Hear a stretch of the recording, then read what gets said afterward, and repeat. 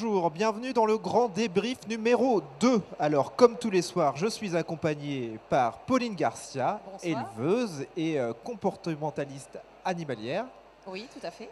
Alors, comme tous les soirs, on va faire un bilan du sommet de l'élevage. Pour nous accompagner ce soir, nous avons autour de la table Étienne, agri-youtuber. Bonsoir. Léa Desprats, qui nous présentera la cuvée du sommet. Bonsoir. Bonsoir. Et enfin, Franck Adam, directeur général de Kverneland France, qui viendra nous présenter son sommet d'or. Bonsoir. Bonsoir à vous.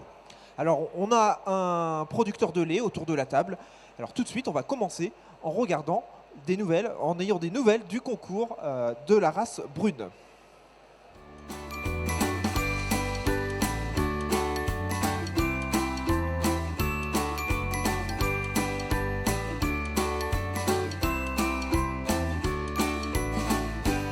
J'ai jugé beaucoup de concours, mais un national jamais. C'est la troisième fois que je vais juger ici.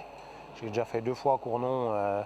Pour moi, Cournon, ça reste aujourd'hui le petit national de la Brune. C'est vraiment le centre où on arrive à faire venir des animaux de tous les environs. Et pour moi, oui, je soutiens Cournon par rapport à ça. Avec les petits problèmes sanitaires, on a un petit peu d'animaux qui ont sauté du coup. Mais bon, je crois qu'il y a autour quand même d'une centaine d'animaux en concours. Donc c'est un bel effort des éleveurs parce que du coup, on a beaucoup de suppléantes. Et on peut les remercier pour ça parce que malgré tout, on va quand même avoir un national avec un nombre d'animaux quand même qui est intéressant et on va pouvoir promouvoir la race, quoi. La vache avec une grosse stature n'est pas forcément la vache qui est recherchée en élevage chez tout le monde, quoi. Aujourd'hui, il faut qu'on trouve la vache qui est capable de s'adapter dans tous les systèmes. Donc que ce soit système intensif, extensif, bâtiment logette, bâtiment air-paillé, bêtes qui pâturent en montagne, bêtes qui pâturent maintenant dans l'ouest beaucoup parce qu'ils ont beaucoup de systèmes herbagés et aussi dans le bio, on cherche des animaux capables de vieillir. Donc pour qu'un animal vieillisse, aujourd'hui on regarde la qualité des membres, la puissance, donc une bête éclatée pour pouvoir pâturer, marcher, une mamelle assez haute, bien accrochée, une mamelle capable de vieillir et produire du lait, et puis de la solidité dans le dos, des bonnes largeurs de bassin. Parce qu'aujourd'hui, il nous faut des bêtes qui vêlent facilement. C'est une des qualités de la brune. Et après, il y a la qualité du lait. Mais celle-là, on ne peut pas la juger sur le concours, c'est à l'intérieur de la vache. Aujourd'hui, on va essayer de faire passer encore un message qu'on se bat avec quelques éleveurs depuis bien des années maintenant, qui est la convivialité et le travail en collectif. Et c'est ce que les jeunes derrière nous, la relève, doivent en fait réussir à faire, c'est rester convivial et travailler ensemble.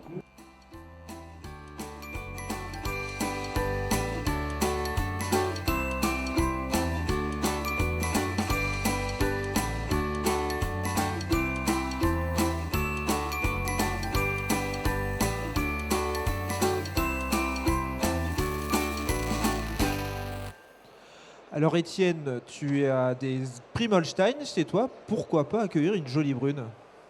J'adore les brunes. Mais après, oui, tout se calcule, comme on dit, quoi. C'est vrai que moi, historiquement, mes parents avaient des Holstein, j'ai toujours travaillé en Holstein, mais c'est vrai qu'on en voit de plus en plus, ou même en croisé, parce que ça apporte quelque chose de plus au niveau de la qualité du lait, la composition du lait qui est différente. Donc, peut-être un jour, il ne faut jamais dire jamais. Bon alors Étienne, tu es présent sur les réseaux sociaux, notamment sur Twitter. Alors tu as commencé avec 140 caractères sur Twitter. Moi je vais te proposer de faire un peu de littérature avec une interview Martine à la ferme. Ok. Alors Martine, elle va à la ferme chez sa tante Lucie. D'accord, ok. Est-ce que toi, il y a une femme, un homme qui t'a marqué, qui est une référence pour toi en agriculture? Waouh, bonne question. Ça, c'est hyper profond comme question. Ah ouais, c'est profond. Ah, on parle de Martine à la ferme, on parle de littérature. Ouais. Peut-être à la limite, je dirais mon grand-père, voilà, que j'ai connu jeune, qui n'est plus là malheureusement, mais qui était toujours quelqu'un de très joyeux et qui faisait un super travail à la ferme. Et je pense que j'aime bien être comme lui. Et que tu as accompagné. Et que j'ai vu, qui m'a vu évoluer surtout. Alors Martine, c'est aussi une vision idéalisée de la campagne avec les fermes normandes à colombage. C'est une vision construite un peu pour les citadins aussi. Est-ce qu'il y a un cliché qui t'énerve sur l'agriculture véhiculée? Un cliché qui t'énerve? Oh là, alors il y en a beaucoup malheureusement. Je dirais plus dans mon domaine. ou le bien-être animal, voilà, où on dit qu'on maltraite les animaux, alors que pour moi, le bien-être, c'est la base de l'élevage. Alors, Martine, c'est aussi des jolis paysages normands, une nature toujours ensoleillée, magnifique. C'est quoi pour toi aujourd'hui l'image de la campagne en 2023? C'est accepter une agriculture plus moderne? C'est quoi l'image, le paysage qui te Alors plaît? l'image pour moi de l'agriculture aujourd'hui, c'est évidemment un beau paysage avec des cultures, des prairies, des haies et des animaux et des outils connectés. Voilà. Et alors, dernière question, connais-tu le nom du chien de Martine? Je n'en ai absolument aucune idée. Bon, va falloir revoir tes classiques. Et en fait, c'était Médor. Ah ok, bah, ils ne sont pas foulés. Hein. Alors Étienne, on t'a vu beaucoup aussi sur les plateaux télévisés, tu es assez engagé, tu as échangé aussi avec des responsables politiques. Là maintenant, on va découvrir un politique parce que les politiques sont présents au sommet de l'élevage et donc on a suivi Pascal Coste, président du conseil départemental de la Corrèze.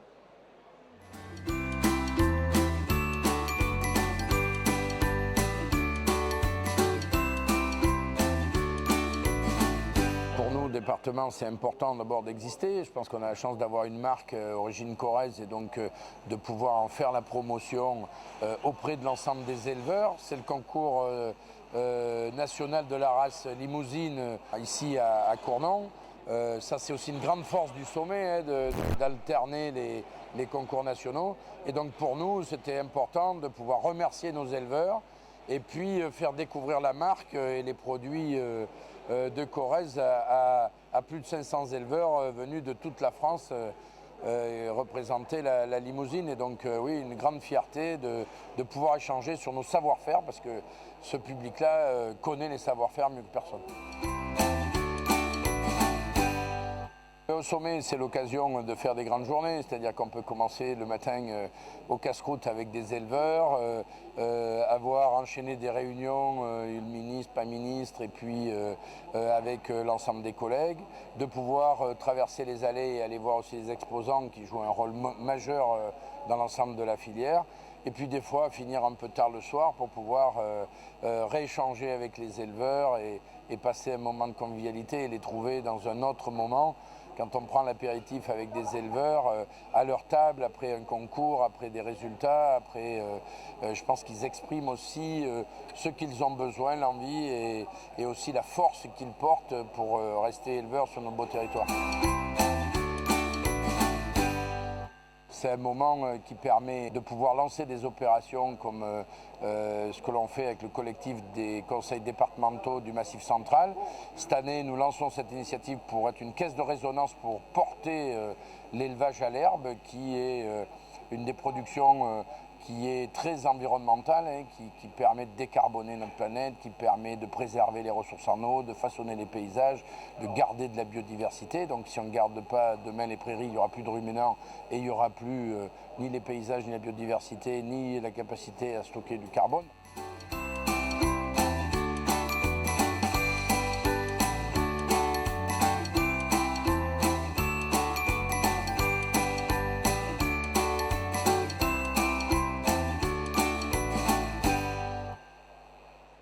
On a vu les responsables politiques, des responsables politiques d'envergure nationale déambuler dans les allées du sommet de l'élevage. Alors l'année dernière, c'était une année plus politisée, donc il y avait plus de monde, mais il y en avait encore cette année.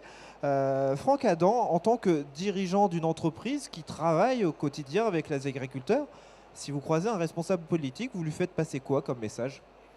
Alors les messages sont assez clairs. Nous, en tant que constructeurs de matériel agricole, nous souhaitons accompagner les agriculteurs dans la transition agri-écologique pour une agriculture de demain. Et le gouvernement accompagne ces agriculteurs avec le plan France 2030, avec France Agrimaire, différents plans, ce qu'on appelle les AMI, qui sont des appels à projets. Et aujourd'hui, il y a une intention, il y a un budget qui est alloué pour cette transition. Malheureusement, au sein du gouvernement, ça prend beaucoup de temps. Et ces AMI, beaucoup d'agriculteurs aujourd'hui attendent toujours la confirmation des fonds avant de passer commande. Et nous, en tant que constructeurs, ça nous impacte énormément sur notre chaîne de valeur en production jusqu'à livrer ces matériels aux agriculteurs. Étienne, tu es amené, toi, à rencontrer aussi des responsables politiques. Peut-être le ministre de l'Agriculture, tu l'as vu hier ? Non, je ne l'ai pas vu. Tu l'as pas vu ? Non, je ne l'ai pas vu. Tu as rencontré déjà des ministres de l'Agriculture Oui, tout à fait. et tu leur fais passer quoi, toi, comme message? Bougez-vous, bougez-vous. Vraiment, le message à chaque fois que j'essaye de faire passer, c'est que on a une agriculture magnifique en France. Défendez-la au niveau européen. Aidez-nous à produire plus et mieux, et puis aidez-nous à gagner notre vie, quoi. Après, ça reste très vague, mais je pense que le message qu'il faut insuffler au niveau des politiques, c'est défendez-nous mieux au niveau européen. Alors tu leur dis bougez-vous. En tout cas, moi ce que je peux te dire, c'est que Pauline, elle se bouge. Et pour sa chronique bien-être, tu es passé en mode Robocop. à Alors fait. vas-y, explique-nous. Oui, alors donc moi je développe des thèmes sur le bien-être animal, mais aussi bien-être de l'humain. Et dans cette chronique d'aujourd'hui, j'ai envie de parler du bien-être de l'humain. Et j'ai testé l'exosquelette. Alors l'exosquelette, c'est une structure qu'on se met sur le corps, alors soit avant du corps ou soit sur les jambes, et ça nous permet de soutenir l'effort physique.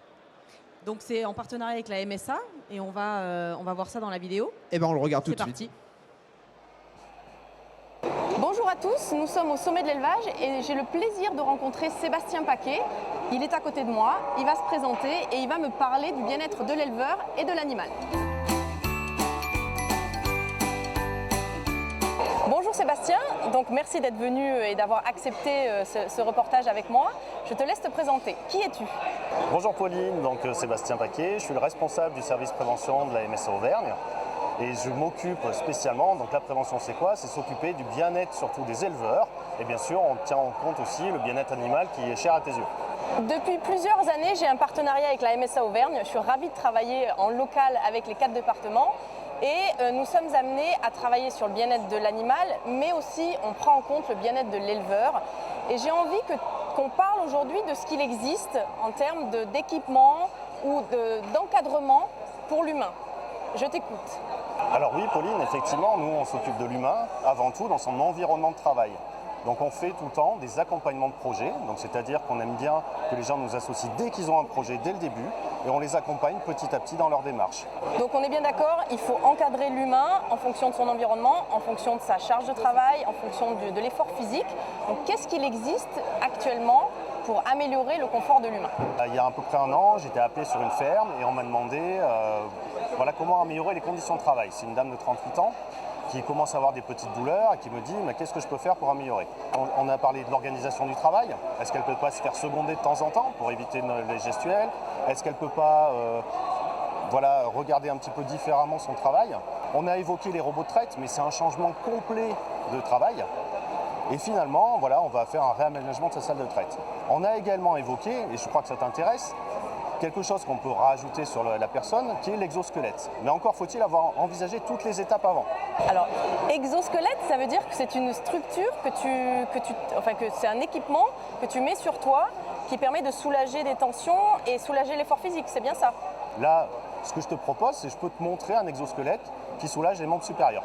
Donc nous, à la MSA Auvergne, on a fait le choix d'en acquérir pour les prêter à nos éleveurs de façon à ce qu'ils puissent tester sur du long terme. Voilà, il faut vraiment que ça soit adapté à la morphologie et il faut prendre le temps de le régler. Ça, c'est vraiment quelque chose d'important. L'accompagnement, on voit, ça la soulage dès qu'elle passe au niveau de la ligne de cœur. Grave. Ah, ça n'a rien à voir. Et en fait, je pense qu'il faut tenir compte que ton gabarit change et que quand tu passes dans des endroits étroits, Exactement. tu peux... et je pense que dans les salles de traite, effectivement... C'est un des soucis dans les salles de traite trop petites et un peu encombrées. Et effectivement, ça ne sera pas adapté parce que ça ne passera pas et ça va gêner, on risque de s'accrocher et d'être plus gêné qu'autre chose. Merci encore Sébastien pour ta démonstration et au plaisir de travailler avec toi. Au plaisir dans une de tes formations, Oui. comme on te fait intervenir régulièrement. Merci Sébastien.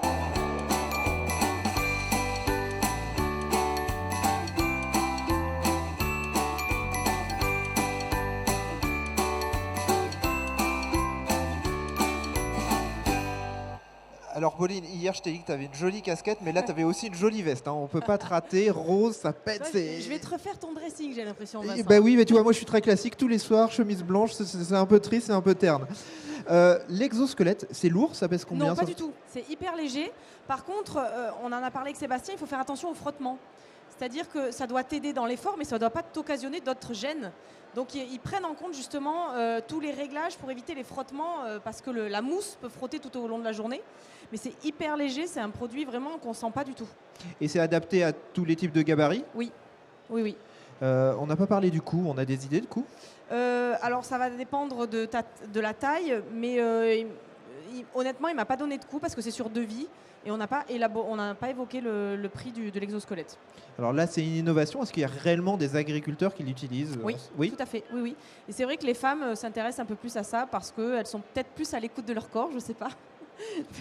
Étienne, est-ce que tu es à l'écoute de ton corps? Tu as envie d'essayer? Je suis très à l'écoute de mon corps au quotidien. Mais surtout, on en voit de plus en plus pour la traite.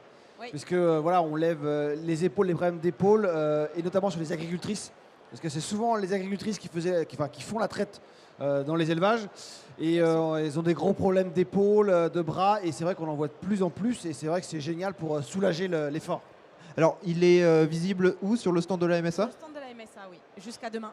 Donc, Étienne, tu pourras aller le tester sur le stand de la MSA. Ça peut t'aider aussi à lever le coude pour boire des bières. Exactement. Je vais le laisser demain. Je vais le porter toute la journée demain. Et je vais bien voir si j'arrive à boire plus de bière. Voilà, ça va permettre d'avoir un peu plus d'endurance. On continue dans le registre de l'innovation. Et maintenant, on va découvrir le sommet d'or de Kverneland avec une fertilisation ultra localisée.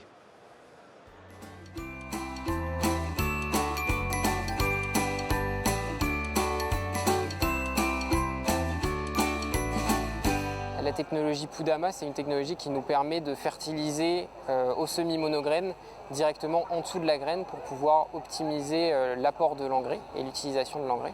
Donc la particularité de la technique Poudama, c'est de venir mettre un paquet d'engrais à côté de chaque graine au lieu d'avoir cette ligne complète. Pour placer l'engrais, on vient synchroniser donc la dépose de la graine avec le placement du paquet d'engrais grâce au contrôleur de semis qui est sur la ligne de semis. Donc le contrôleur de semis vient nous donner la position de placement de la graine et la machine est capable de calculer la fréquence à laquelle il doit déposer l'engrais également. On a une brosse au niveau de l'enfouisseur d'engrais qui va venir retenir l'engrais et donc l'air pressurisé va ouvrir cette brosse à intervalles réguliers pour créer des paquets d'engrais. Concrètement, c'est une option qu'on rajoute sur nos semoirs. Ça comprend un compresseur qui va être monté directement sur le châssis du semoir, qui va venir rapporter de l'air pressurisé au niveau des enfouisseurs d'engrais. Aujourd'hui, sur un semis à une population de 100 000 grains hectare, on va pouvoir semer jusqu'à 15 km/h avec le Poudama. Ça représente 20 paquets d'engrais par seconde. Selon les recommandations de différents instituts, notamment l'Arvalis, donc l'engrais est placé 5 cm à côté de la ligne de semis et on recommande de le placer également 5 cm plus profond que la ligne de semis. Donc avec la technologie Poudama, on peut économiser au moins 25% d'engrais. On a fait des estimations par rapport au prix actuel de l'engrais. Ça représente plus de 2 500 € d'économie pour 100 hectares de maïs semé. La technologie Poudama, elle peut se mettre sur tous les semoirs, mais aujourd'hui elle est disponible uniquement sur notre semoir traîné, donc l'Optima TF Profi. Et dès l'année prochaine, ce sera disponible également sur notre châssis porté repliable, l'Optima F.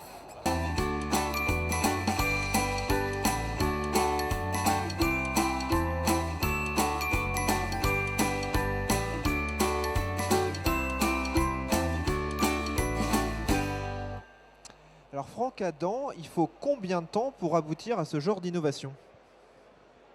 Nous avons une équipe basée en Allemagne à l'usine et on a travaillé pendant environ 3 ans sur ce projet en collaboration avec une université de Cologne. Et il est testé longtemps avant d'arriver dans les fermes? Sur combien d'hectares? Comment vous faites? Alors il est testé, on a commencé il y a environ 3 ans sur ce projet avec l'université. Tout d'abord on fait ce qu'on appelle un premier prototype qui est fonctionnel. Et ensuite, on va dans les champs, on fait différentes validations. Donc ça, c'est plutôt des recherche et développement avec l'Université de Cologne. Et sur la dernière année, on dispatche au sein de l'Europe, dans plusieurs pays, environ une quinzaine de machines pour évaluer les performances dans les différentes terres et dans les différents marchés, différentes conditions. Alors à qui il est destiné? Des agriculteurs, des ETA? Quel type d'agriculture? Comme vous avez pu le voir, on parle de semoirs monograines. Donc déjà, ça prédétermine les types de cultures et on va dire les zones géographiques où on peut l'utiliser. Un agriculteur qui a déjà quelques hectares à semer, on va dire 300, 400 hectares à semer, peut utiliser cette technologie et elle devient rentable au bout de quelques années. Alors, on n'a pas besoin de 5 ans pour l'amortir, mais il faut compter quand même 3 bonnes années pour amortir cette technologie. Alors, pour amortir cette technologie, on mise sur l'économie en termes de fertilisation. On a une économie, comme on disait dans la vidéo, de 25% d'engrais au semis, d'engrais starter au semis, ce qui est une économie substantielle en connaissant l'évolution et la volatilité des prix des engrais ces derniers 18 mois. Alors, vous avez obtenu un sommet d'or. Ça apporte quoi, un sommet d'or? Alors le sommet d'or, déjà, c'est une fierté pour les équipes qui ont participé au développement de cette innovation. Donc ça, c'est un premier point. Et après, c'est surtout notre souci, c'est d'innover pour avoir une agriculture plus durable dans le temps pour l'avenir de nos agriculteurs. Donc c'est pour nous un point essentiel et une évolution essentielle pour la société. Est-ce que c'est une technologie facile à prendre en main? Elle est relativement simple à prendre en main, comme elle est composée d'un compresseur qui est sur la machine. Le compresseur peut être entraîné par prise de force ou par hydraulique. Donc si le tracteur, on va dire, n'est pas équipé hydrauliquement pour l'entraîner, on peut très bien utiliser une prise de force pour entraîner ce système. C'est relativement simple. Alors Étienne, tu as entendu, c'est assez facile à en prendre en main. Ça veut dire que tu pourrais peut-être essayer, tu pourrais y arriver. Dis que je suis bête alors, tant qu'on y est. On pourrait faire un essai chez lui. Oui, mais on pourrait faire un essai. Non, mais c'est vrai faire que une vidéo derrière. Tout se négocie. Hein. Mais non, mais c'est vrai que la réduction des coûts, quand on voit l'explosion du prix des engrais, même si ça a rebaissé un petit peu là, ça a rebaissé, oui. Toutes les économies sont bonnes à prendre sur ces sujets-là, quoi. Eh bien, si tu l'essayes, on regardera ça sur les réseaux sociaux. Pour l'instant, Pauline, tu vas nous montrer ta sélection des posts du jour. Oui, alors c'est vrai que tous les jours, j'aime bien me promener sur les réseaux sociaux et regarder un peu ce qui me fait rire, ce qui me fait sourire. J'ai sélectionné deux posts. Alors, premier post, j'ai trouvé ça drôle. En fait, des éleveurs s'étaient amusés à prendre... Alors, c'est pas fortement conseillé, mais à prendre une vache de démonstration, à la mettre... au milieu des vaches limousines et de dire celle-là elle est super propre parce qu'elle était blanche forcément, donc bon, j'ai trouvé ils l'ont bien douché celle-ci. Voilà, ils l'ont bien douché celle-ci, j'ai trouvé que c'était assez drôle. Et l'autre post que j'ai sélectionné, ça concerne un post sur le stand de New Island où ils avaient réquisitionné Bumblebee. Alors Bumblebee, c'est un personnage de Transformers et donc qui était vraiment très réaliste, très bien fait avec la voix, il y avait tout était parfait. Et puis en fait il a une espèce de pistolet qui envoie des projections comme ça sur le public. Et il y a quelqu'un qui dit quand le robot de New Holland est un peu trop excité, bon voilà, ça fait je trouvais ça un peu drôle, un peu olé olé, mais un peu drôle aussi. Bah écoute, tu aimes bien les machines parce que hier tu nous as emmenés chez Kubota, aujourd'hui chez New Holland, tu aimes bien les machines. Oui, je suis assez machine moi. Je te laisse toujours la parole, tu vas poursuivre. Il faut passer je sais pas si tu vas parler machine. Il faut passer chez Vernon Land Group demain matin alors. Je suis prise demain matin. Après-midi. Moi je viendrai vous voir. Je viendrai vous voir aussi. Du coup, puisque tu es dans les postes, tu enchaînes sur Étienne et ton interview avec la petite influenceur. interview influenceur. Donc Étienne, nous on se connaît par plein d'événements qu'on a passé ensemble, dont le Tracteur Tour, c'était quand même un super événement. Ouais. Alors pour te situer, tu es éleveur de vaches laitières dans la Sarthe. Tu as une importante communauté qui te suit sur les réseaux sociaux. Qu'est-ce que tu pourrais conseiller à un jeune qui veut s'installer? Un conseil. Vas-y mon gars, tu vas y arriver. Non mais voilà, c'est vraiment un conseil, c'est croire en ce qu'on fait et travailler dur et ça va marcher. Ok.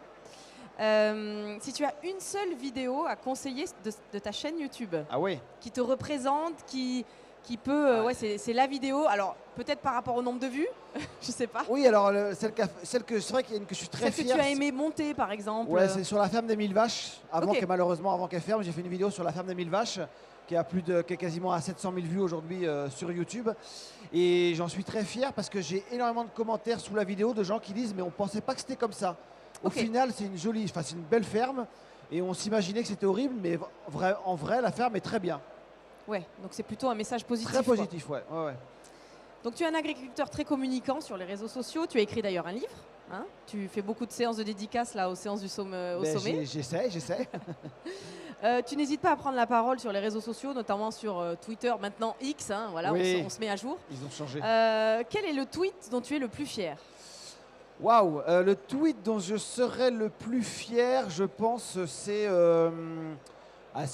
récent. C'était il y a 2 ans sur une grande fresque que j'ai fait chez moi sur un mur où j'ai eu des antispécistes qui sont venus chez moi m'agresser chez moi une nuit.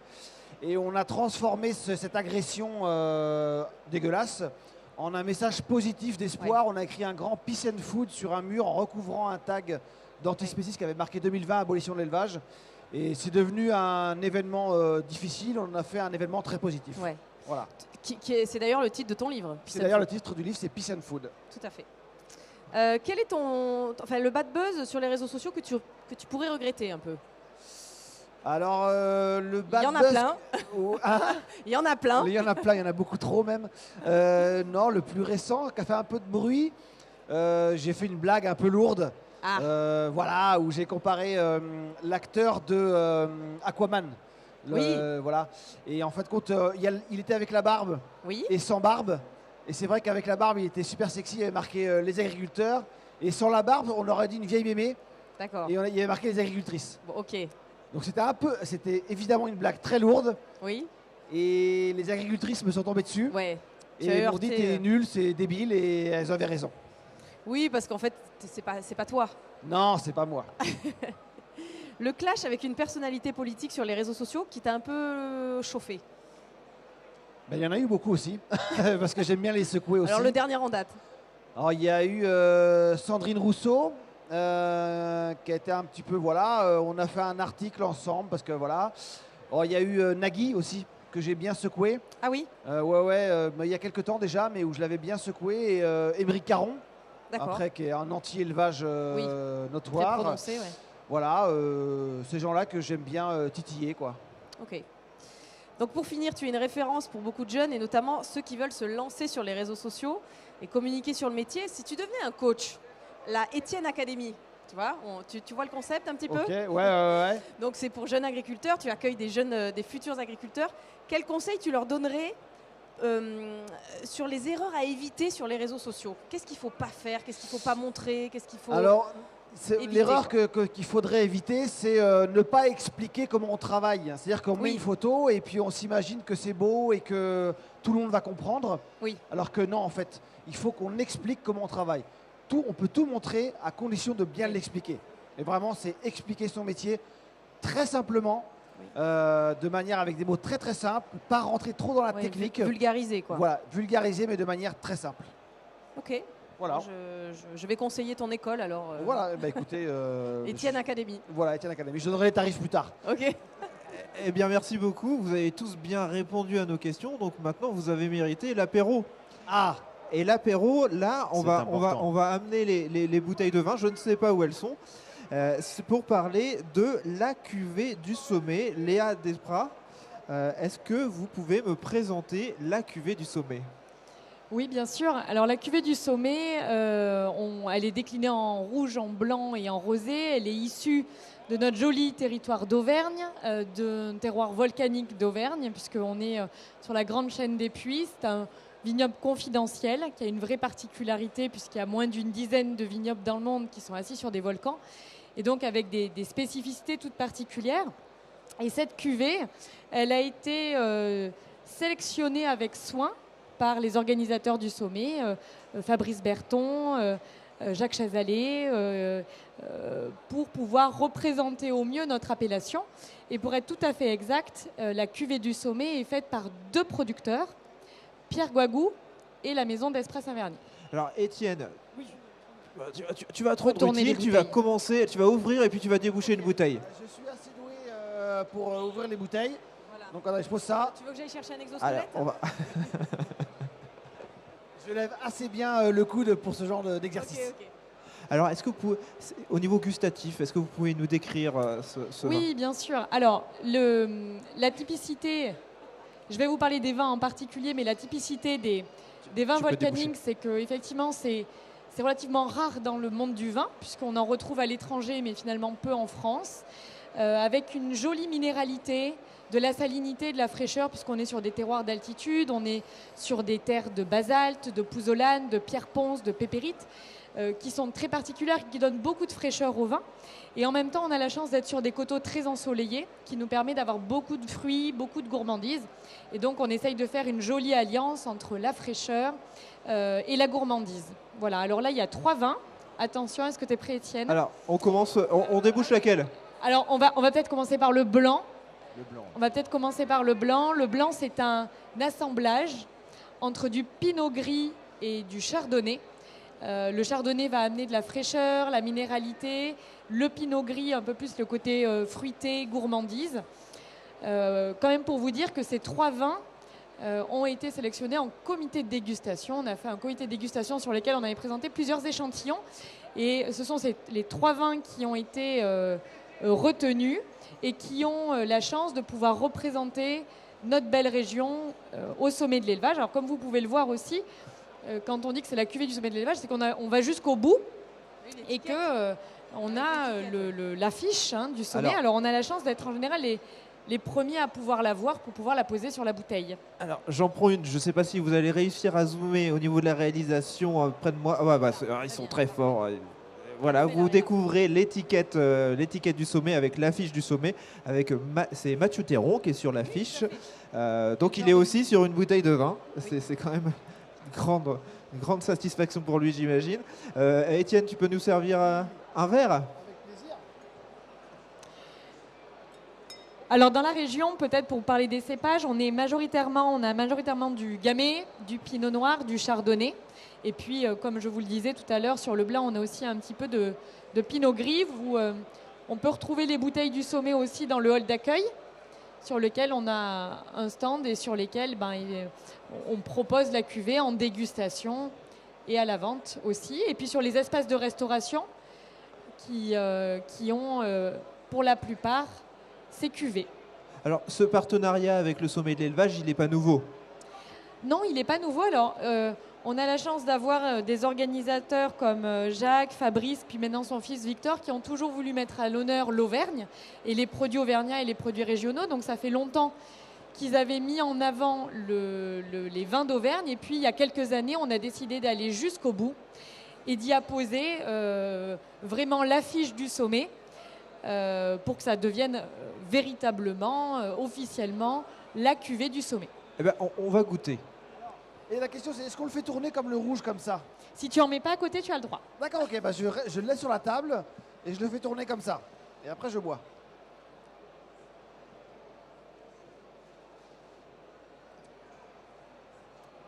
Donc là, avec un petit fromage local... Ça va très bien. Très bien quoi. Cantal, Ça va très bien. Franck Adam, vous êtes connaisseur? J'adore le vin, mais je ne savais pas qu'on avait du vin en Auvergne. Je ne viens pas de cette région. Il n'y en a pas beaucoup. Et je viens de l'Alsace et on a du très bon vin blanc aussi, mais je oui. découvre du très bon vin blanc ici en Auvergne. Eh ben, je suis ravie de vous le faire découvrir. Alors c'est vrai qu'on a un petit vignoble. C'est un vignoble de niche. Le vignoble auvergnat, en tout et pour tout, l'appellation compte 300 hectares. Donc c'est vraiment une niche, mais avec une vraie spécificité par son terroir volcanique et donc une vraie identité qui aujourd'hui est de mieux en mieux représentée dans sa région en France et puis aussi à l'export, où j'exporte ces vins assez régulièrement. Et l'objectif justement du sommet est plutôt rempli puisque c'est de le faire découvrir à tous ces visiteurs qui viennent de la France et du monde entier, de pouvoir arborer fièrement le drapeau des produits et des productions locales, dont le vin d'Auvergne, qui font effectivement une spécificité. Et la zone viticole est proche de Clermont-Ferrand La zone viticole, en fait, elle est délimitée par la chaîne des Puys. Globalement, on est assis sur tous les contreforts de la chaîne des Puys, donc toute la chaîne des volcans d'Auvergne. Et on a 80 volcans, dont 4 sols différents, 4 sols volcaniques différents. Et ce qui nous permet vraiment aussi de jouer sur les typicités, les terroirs. Et donc c'est pour ça qu'on est en coteau, avec beaucoup de salinité, de fraîcheur et de fruits par l'ensoleillement, parce que pour ceux qui étaient là cet été, il a fait bien chaud. Oui, tout à fait. Il est délicieux. Hein. Bon, Ouais. Étienne, tu regrettes pas d'être venu? Ah non, là je suis content là. Eh bien écoutez, le Ça temps valait le passe, il va être temps de nous quitter. Alors on va santé, on trinque. Santé. Pauline. Alors cette émission, vous pouvez la retrouver en replay sur le site internet du Sommet de l'Élevage, sur les réseaux du Sommet de l'Élevage. On se retrouve demain à 16h pour le dernier grand débrief et pour clôturer ce Sommet de l'Élevage. On recevra qui, Pauline, demain? Alors demain, c'est la famille d'influenceurs qui va être sur le plateau. C'est-à-dire que Louis l'Auvergnat va être là, qui est ambassadeur également, et Manon, qui est l'autre ambassadrice. On est 3 cette année à être ambassadeur du sommet. Eh bien, merci Pauline. Donc Avec rendez-vous avec 2 ambassadeurs demain. Allez, on se quitte et on se dit bonne soirée, à bientôt. À demain, bonne soirée.